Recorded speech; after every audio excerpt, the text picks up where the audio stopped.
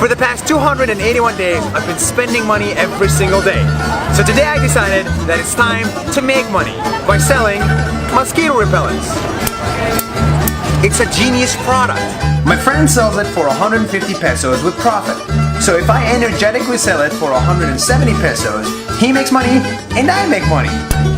It's cool, it kills mosquitoes. Now, do you not want to sleep for one full night? You want it. I was wrong. After a million attempts, I sold 0. So I decreased the price to 150. 150, hello? Then to 120. It's 120. Then to 100. 100. Then to 30 pesos to finally get this one sale. At the end of the day, I sold 2. One for 100 and the other for 30.